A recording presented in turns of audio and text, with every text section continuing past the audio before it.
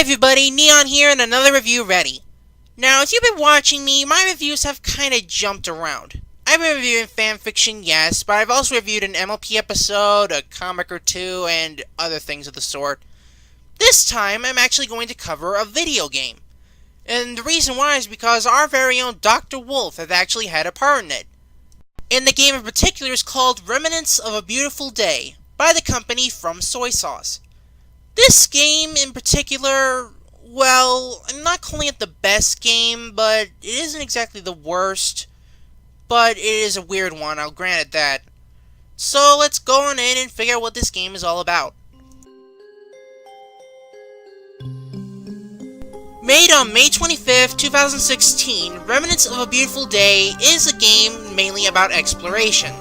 You can't exactly die in the game, nor can you do very much. All this game mainly is about is exploration, and it covers that very well with its visuals.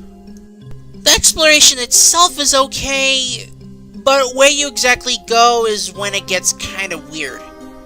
You see, you start off in a forest, sure, but then you jump around in an ice world, a fire world, a water world, I think, and then some weird alien world with trees straight from Spore. I'm serious, look at this, it's uncanny. Still, no matter how weird these worlds get, each one is unique in their own way and stands out apart.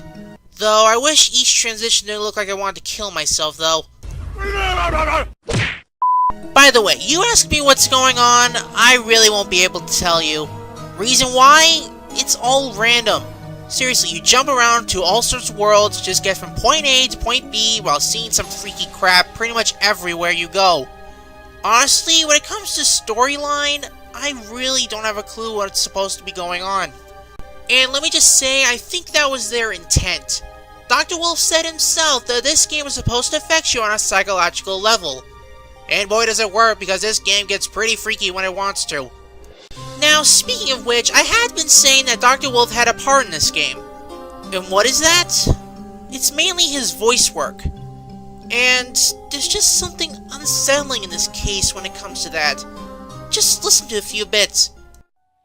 Have you any recollection of that beautiful day? Is it difficult to look at it in retrospect? Have your thoughts changed since then? God dang. Dr. Wolf has become the creepiest voice in this game. Well, at least it doesn't sound like... I've heard there was a glass wing living up there named Mayfly. That's you, isn't it? Still, while most of the stuff looks great, I wouldn't consider everything as, how you say, original. Like, there's these purple hands that look like Master Hand from Smash Ball, there's these weird figures that look like Chaos from Sonic, and then there's those trees I mentioned earlier that looks like those eye trees from Spore.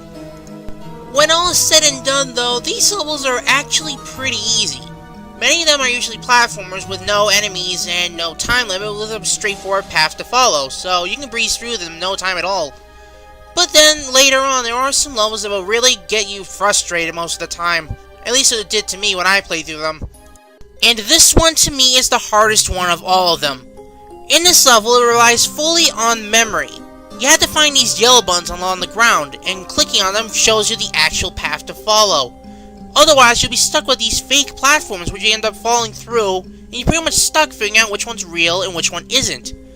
I was stuck here a lot longer than I should have been. So, altogether, this is an okay game. It's not exactly very action-y as other games, nor as long, nor as deep, but it is kind of those games where you can just play casually to relax your head, sort of. If you like games that mess around with your head more than try to scare you, then this game is more for you.